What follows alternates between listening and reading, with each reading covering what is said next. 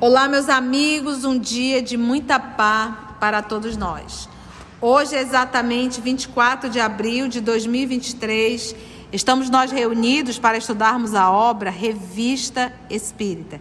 E hoje vocês terão a honra de ouvir o nosso querido professor Valdeir, que vai trazer uma canção. Ele mesmo compôs essa canção, eu particularmente amo essa canção, e nós vamos agora compartilhar com vocês que são estudantes da obra Revista Espírita. Nossas meninas, Aramita e Carla, já estão a postos para logo depois a Mita fazer a prece e iniciarmos o nosso estudo.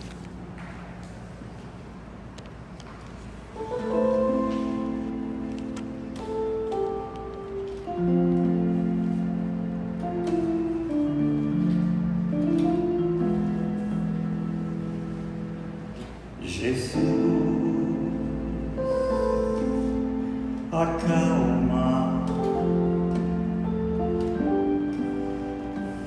as tuas tempestades,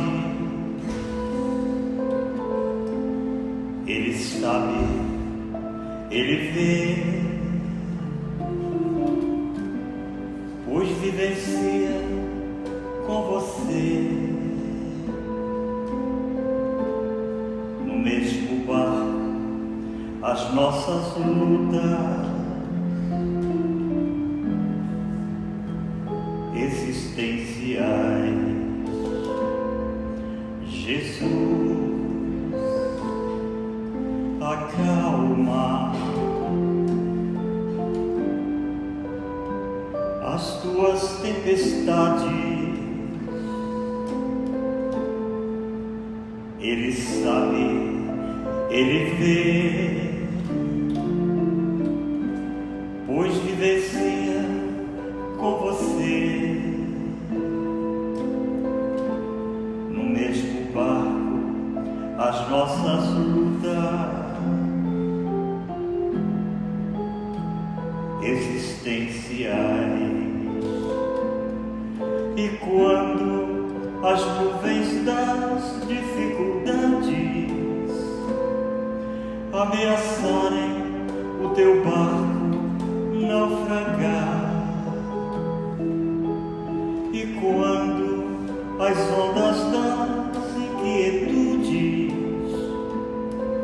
sacudirem o teu refúgio existencial,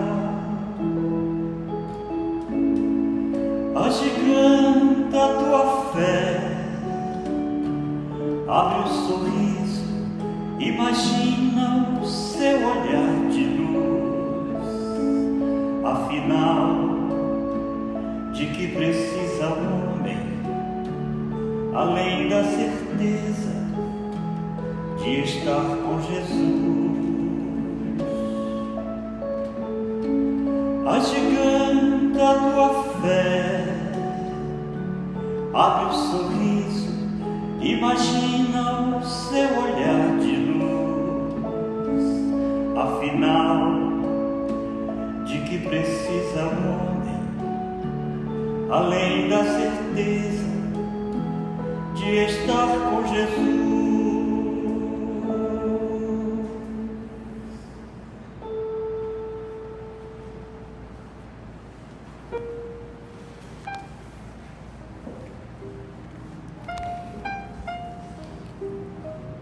Senhor Jesus, ajuda-nos através dos estudos, da observação, do raciocínio, aumentar a nossa fé, como bem falou a canção, nos momentos de inquietude, nas dificuldades. Ajuda-nos nas nossas dúvidas, porque ainda duvidamos da leveza do teu fardo e da suavidade do teu jugo.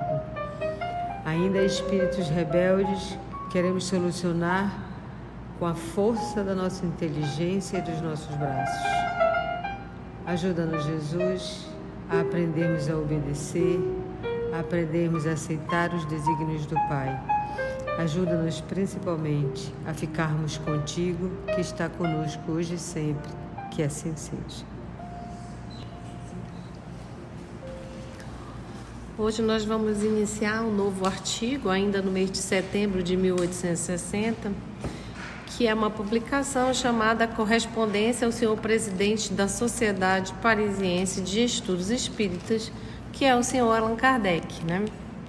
E só para mostrar que essa já é a segunda crítica que ele vai publicar, e ele não é de publicar as críticas e nem de responder. E quando ele faz isso é com o intuito de ensinar alguma coisa. Então vamos ver o que ele vai dizer. Ele recebeu essa correspondência do senhor Jobard, que também é um membro da sociedade. O senhor Jobard não é uma pessoa qualquer novata. O senhor Jobard é Jean-Baptiste Ambroise Marcelin Jobard. Ele nasceu em 17 de maio de 1792 e desencarnou em 27 de outubro de 1861, aos 69 anos. Ele era litógrafo, fotógrafo e inventor belga de origem francesa. Ele foi fundador do primeiro estabelecimento importante de litografia da Bélgica, primeiro fotógrafo belga, diretor do Museu da Indústria de Bruxelas de 1841 a 1861, desempenhou um papel hoje pouco conhecido no desenvolvimento artístico, científico e industrial da Bélgica durante o século XIX.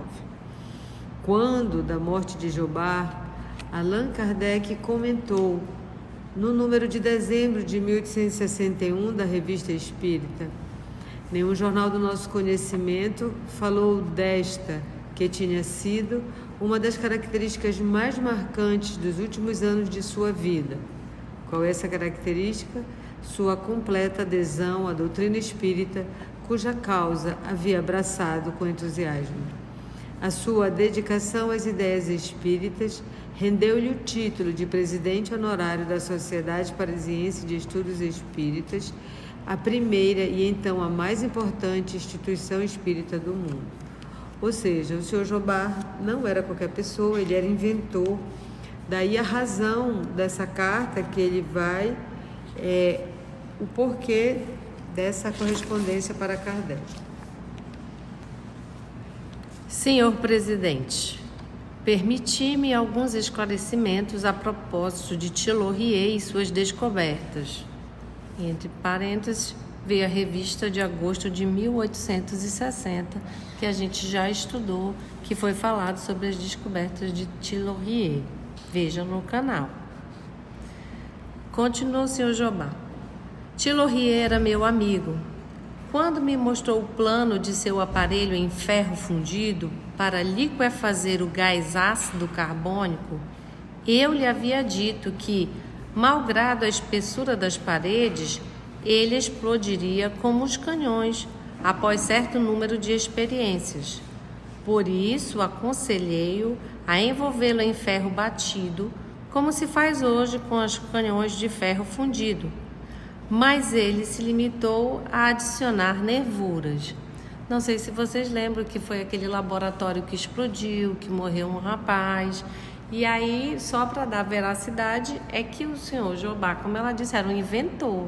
Então, ele deu ideias também lá para o Tillorier. E ele quer dizer, essas nervuras, em vez de ele envolver com ferro batido, ele só botou um reforço. Essas nervuras é reforço de peça mecânica para aumentar a resistência da peça. Lembra que o Tillorier ele estava obcecado por descobrir, né? Ele inventou o gelo seco, mas naquela época não era para nada, ele queria outras descobertas e ele ficou obcecado por isso. Ele não queria descobrir isso, ele queria fazer outra coisa e saiu isso. Jamais um aparelho desse gênero estourou em suas mãos, pois teria sido morto como o jovem Freme. Mas a comissão da academia se mantinha prudentemente atrás da parede quando ele preparava tranquilamente a sua experiência. Já estava surdo há vários anos, o que o forçara a demitir-se do cargo de inspetor dos Correios. A única explosão que o vitimou foi a da coronha de um fuzil de ar, cheio de ácido carbônico, que ele havia posto ao sol sobre a grama do jardim. Essa experiência que eu lhe havia sugerido, bem como o Sr. Gali Casala, não encontrei nada do Sr. Gali Casala em parte alguma. Ou seja, dá para assim, inferir que era um outro inventor que também tinha feito essas experiências, né? Então, essa experiência que eu lhe havia sugerido, bem como o Sr. Gali Casala, fez ver que a alta pressão poderia levar-se o gás ácido carbônico e o perigo de seu emprego nas armas de guerra.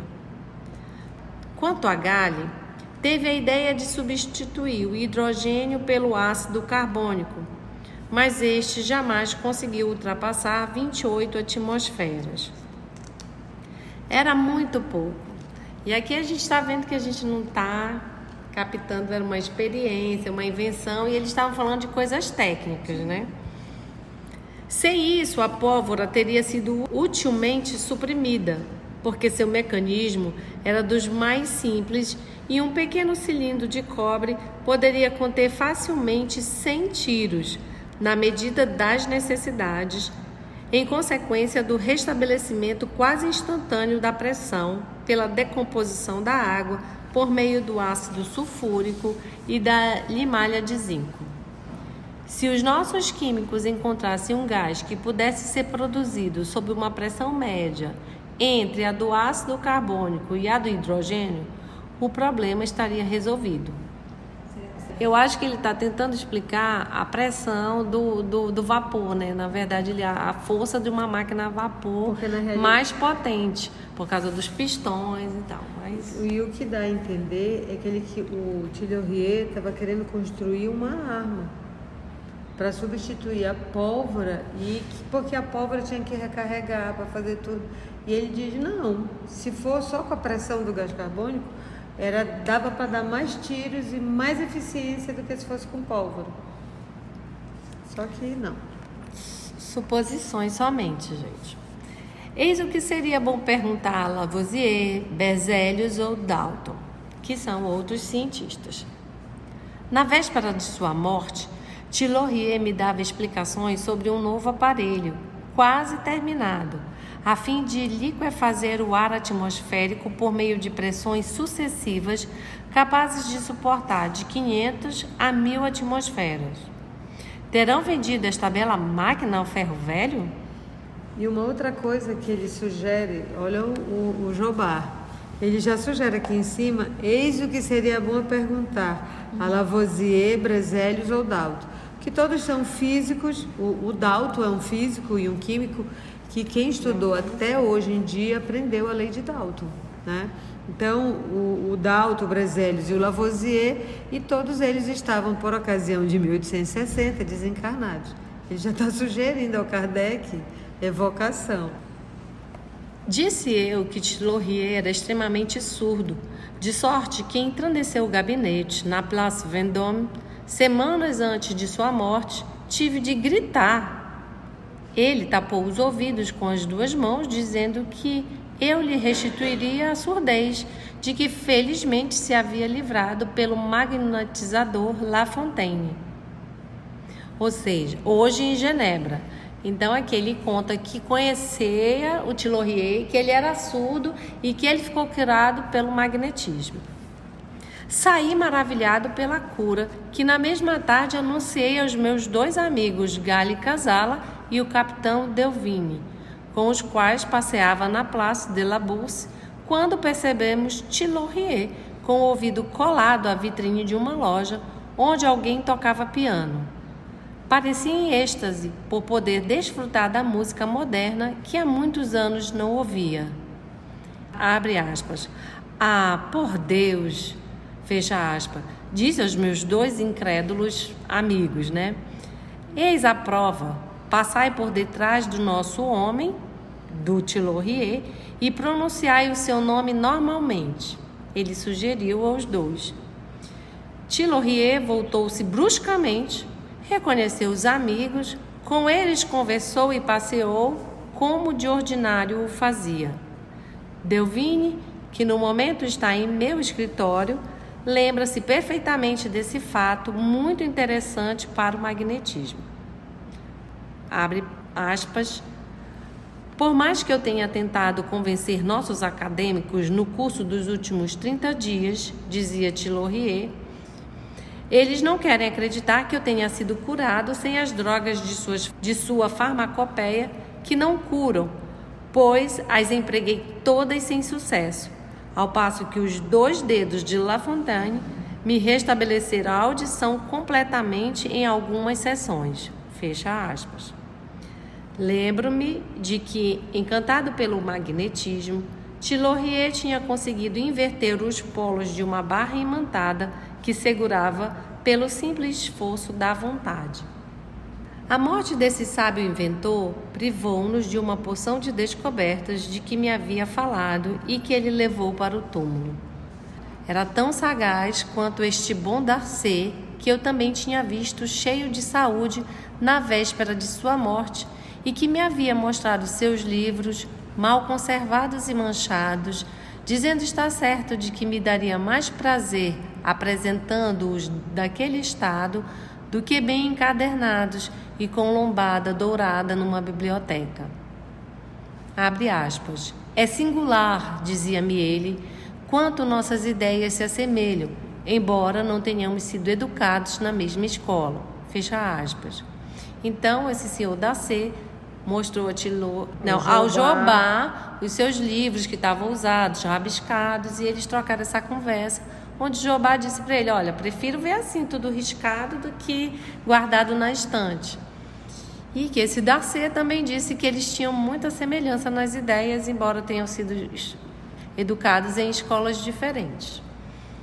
Vamos ver onde vai dar essa conversa, né? Continua Jobá. Depois me contou do pesar que havia sentido por ter sido tão criticado a propósito de sua gelatina nutritiva e que teria feito melhor, dizia, se a tivesse vendido ao preço de 1 centavo a libra aos pobres da Pont-Neuf do que a apresentado aos acadêmicos que pagam 15 francos nas casas de comestíveis e ainda pretendem que ela não alimenta. Evocai, pois, este bravo tecnologista. Aí me lembra a tia aqui falando, né, dos nossos remedicamentos, que muitas às vezes pode ser bem mais barato, mais eficientes, e a gente não dá crédito porque não vem da indústria, da farmácia e tal. Então ele está falando exatamente a mesma coisa, que esse moço criou uma gelatina nutritiva, levou para a academia e a academia disse que aquilo não prestava, e era bem mais barato alimentar o povo. E já deu outra dica de avocação. Afinal, ele era o presidente, como é? Aí para te saber. Honorário, né? Aragon nos ensina, continua Jobá, que as pretensas manchas do Sol não passam de fragmentos de planetas que vêm enriquecer-se no foco de eletricidade com os fluidos que lhes faltam, para se constituírem num cometa que começará o seu curso dentro de um século. Esses fragmentos, grandes como a Europa, estão a mais de 500 mil léguas do Sol, e chegados ao limite extremo de sua atração, quando a Terra tiver descrito cerca de 1/4 de seu percurso sobre a eclíptica, isto é, cerca de 3 meses, estamos a 6 de julho, esses fragmentos inseparáveis de sua constelação terão desaparecidos aos nossos olhos. A academia ocupa-se de nossa memória sobre a catalepsia que errastes ao lançá-la à cesta das excomunhões. Não importa, a isto voltarei. Aceitai meus cumprimentos, etc, etc, Jobá. Então vocês viram que o Jobá falou de um tudo e ainda fica questionando Kardec. E eu acho tão interessante que, assim, a gente vê, né, que daqui a um ano mais, o Jobá já vai ter falecido. E o Kardec, apesar de ele escrever umas coisas que não tem nada a ver, né, ele ele não briga com Jobá. Ele publica as ideias do Jobá e em cima disso ele vai falar, né? E por conta do desencarne dele, ele diz, olha, ele se dedicou o resto da vida dele à doutrina espírita e ele era uma pessoa eminente e importante na Bélgica do século XIX. E assim, hoje parece bobagem, né? Mas a gente já passou um monte de coisa. Talvez na época isso tivesse alguma relevância, assim, não era tão claro quanto é hoje, né? Ele estava levantando hipóteses e ele era uma pessoa instruída, ele era um homem de ciência também, como Kardec. Porque o texto dele não seria um texto assim um texto que ele fez para publicar. Ele mandou para o Kardec. Ele mandou para o Kardec. É quase uma conversa assim de cientista para cientista. Então, não é uma carta, vou esclarecer para o povo, vou me esclarecer para o povo. Era uma carta que Kardec decidiu publicar, porque ele vai responder, né? Vamos ver a resposta de Kardec. Aí Kardec, quando for responder agora, ele já responde carregando esse intuito de editor, de quem vai publicar, quem vai levar a público. Então, Kardec agora vai explicar, né? E eu lembro também que na revista que a gente conheceu o Jobá, que ele apresenta a carta, o Kardec também elogia, porque ele foi um dos poucos que não assina JB ponto de não sei da onde, do lugar, né? Então ele é um que dá nome, sobrenome, da onde ele é e assina embaixo. Então naquela época ele assumiu o risco de ser ridicularizado, né? Então daí o respeito mútuo. Observação. Agradecemos ao Sr. Jobá os interessantes detalhes que ele houve por bem nos enviar sobre Tilohier e que são tanto mais preciosos quanto autênticos. Gosta-se sempre de saber a verdade sobre os homens que se destacaram na vida.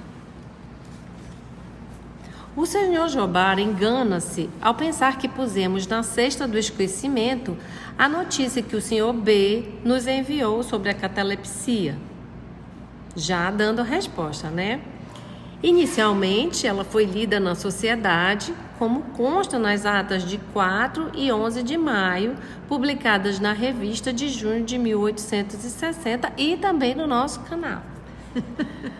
O original, em vez de ser posto de lado, está cuidadosamente conservado nos arquivos da sociedade. É porque é interessante, quando ele coloca realmente a ata, ele está ali explicando para todo mundo o que foi feito, né? O que recebeu. Está dando uma satisfação para toda uma sociedade que se interessasse, né? Ele não... Talvez o seu Jobá não tenha visto as revistas de 4 e 11 de maio. Pulou, como muita gente pula, a ata das reuniões. Né? Não publicamos esse volumoso documento porque, em primeiro lugar, se tivéssemos de publicar tudo quanto nos mandam, talvez nos fossem necessários 10 volumes por ano.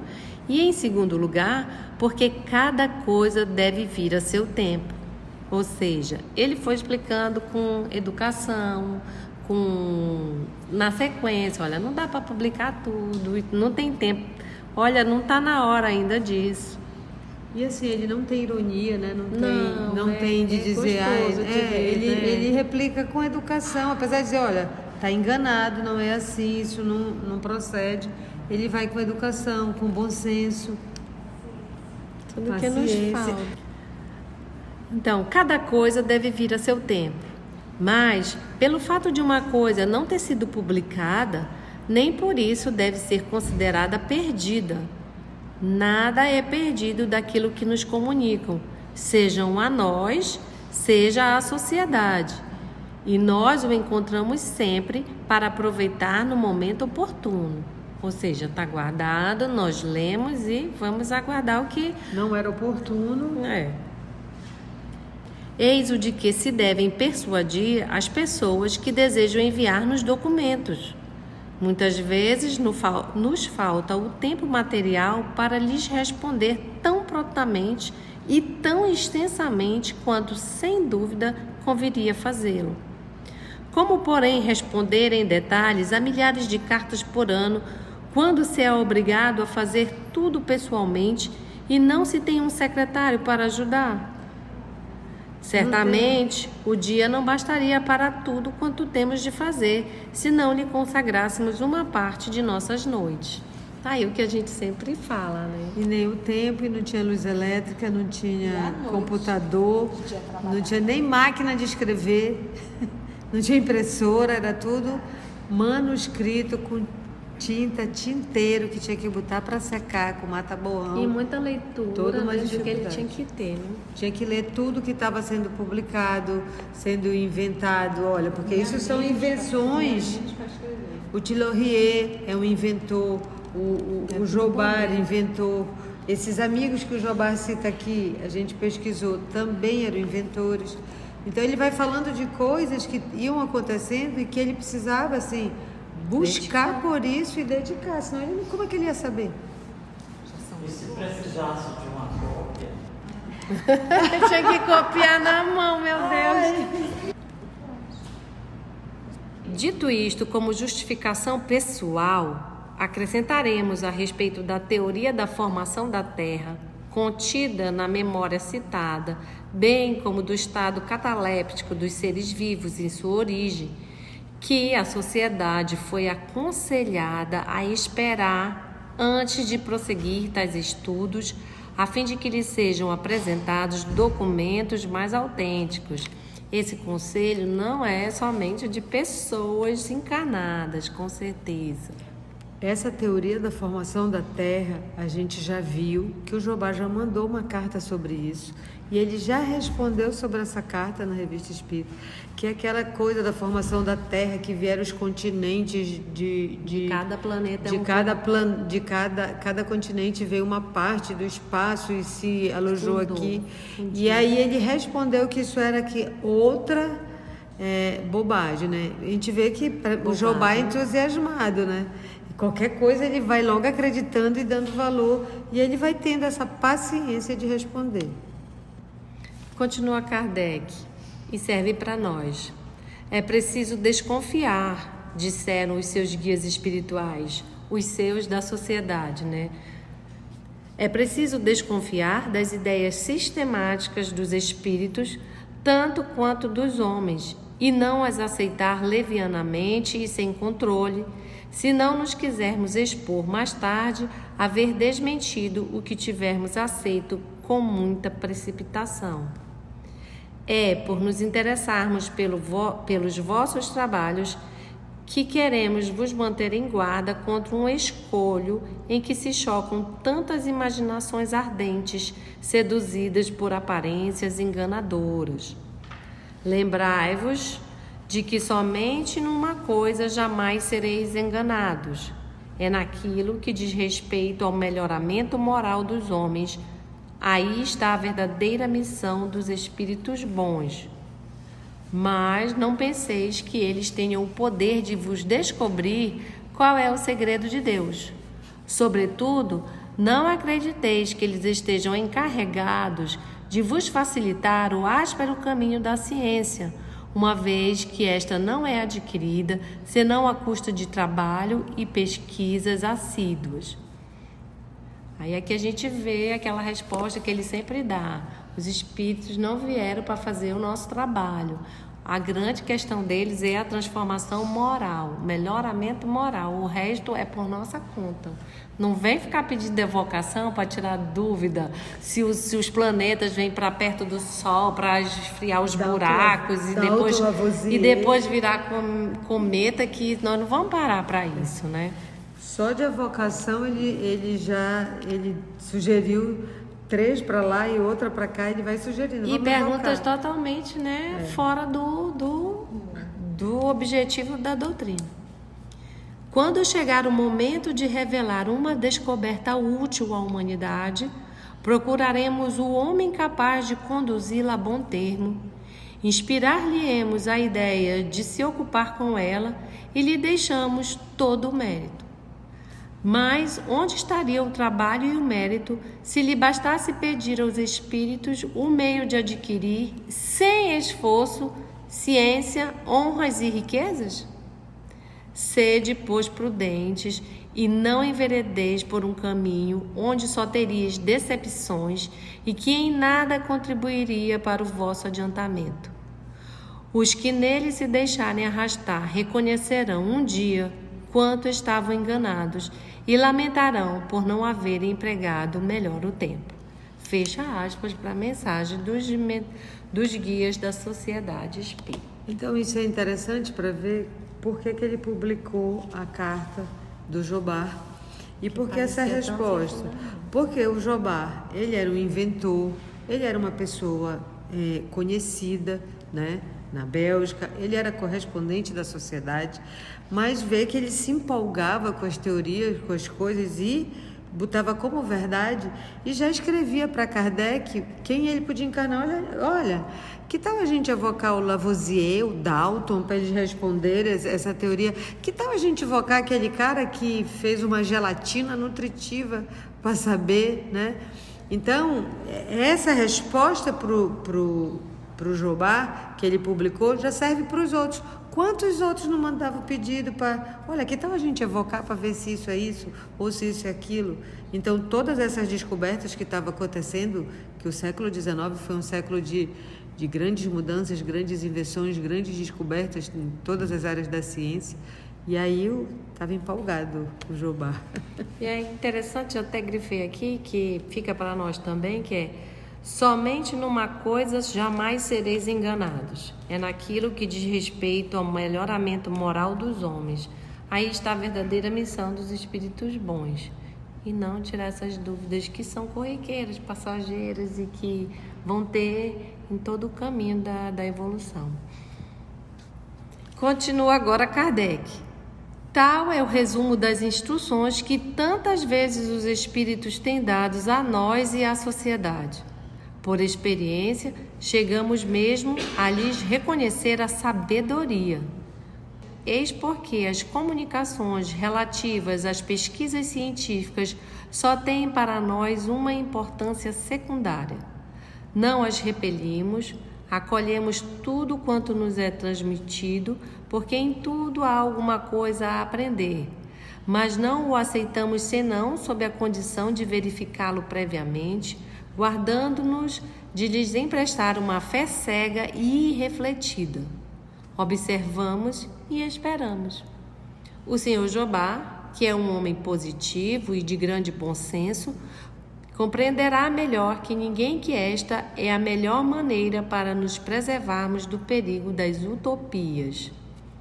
Certamente não seremos nós os acusados de querer ficar na retaguarda, mas queremos evitar pisar em falso e tudo quanto pudesse comprometer o crédito do espiritismo, dando prematuramente como verdades incontestáveis o que é ainda hipotético. E é interessante que o Jobá tentou mais de uma vez nessas teorias de mirabolantes, que hoje para nós é mirabolante. Mas naquela época havia dúvidas se era possível isso. Mas ele diz, olha, fomos aconselhados a não enveredar nesse caminho, que isso não é importante agora. Quando chegar a época de entrar nessa discussão, a gente vai entrar. E ele ainda fala que não contribuiria em nada para o vosso adiantamento. Para finalizar, Kardec fala: pensamos que estas observações serão igualmente apreciadas por outras pessoas que, por certo, compreenderão o inconveniente de antecipar o momento para certas publicações. A experiência lhes mostrará a necessidade de nem sempre levarem em consideração a impaciência de certos espíritos. Os espíritos verdadeiramente superiores, e não nos referimos ao que se dão por tais, são muito prudentes, virtude que constitui um dos caracteres pelos quais podemos reconhecê-los. Ou seja, se o espírito vier, bora, publica, pesquisa logo isso, já sabe que não é um espírito superior e moral. Espírito agoniado. É que nenhum cientista trabalha só. A espiritualidade, por uma razão muito especial, está apoiando, inspirando, amparando os nossos cientistas. É. Nenhum trabalha só. O que eles não fazem é revelar através de médicos que não estão preparados e iriam meter os pés pelas mãos. Eles o fazem de uma forma natural, através de pessoas habilitadas para isso. E tem mais um detalhe: às vezes os homens estão em busca de uma descoberta e antes de alcançar aquela meta, descobrem muitas outras coisas. Por exemplo, o que muita gente não sabe é que tem muitas coisas que a gente usa no dia a dia que foi fruto da corrida espacial. Legal, né? E essa assistência espiritual, ela está de comum acordo com o objetivo do cientista. Você imagina quando você se trancou no laboratório para bomba atômica, né? Então, que tipo de espíritos, né? Então, o trabalho que a gente realiza, a gente vai estar sendo sempre conduzido por espírito, de comum acordo com o trabalho que a gente realiza. Se é para o bem, espíritos do bem. Se é para o mal, espírito dos mal. E essa resposta da formação da Terra, como ele disse que os espíritos, ela só vai vir daqui a 8 anos, 1868. Já está dando spoiler, né? Pedimos ao nosso Senhor Jesus que permita a gente chegar até lá. Se você chegou até aqui o final, deixa seu comentário. É muito importante a gente poder ler o teu comentário. Não esqueça de curtir para que possa divulgar a página. Dá o seu like, né? E, se possível, faça a sua inscrição no nosso canal e toca o sininho. Porque quando você toca o sininho, o YouTube avisa para você quando o EOS publicar um novo estudo. Então, receba um grande abraço da família EOS Manaus. E assim agradecemos ao nosso Senhor Jesus pela misericórdia desse momento que nos